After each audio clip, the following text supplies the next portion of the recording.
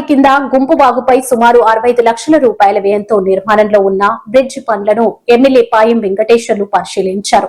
పనుల పురోగతిని స్వయంగా వీక్షించి నిర్మాణ నాణ్యతపై అధికారులను ఆదేశించారు.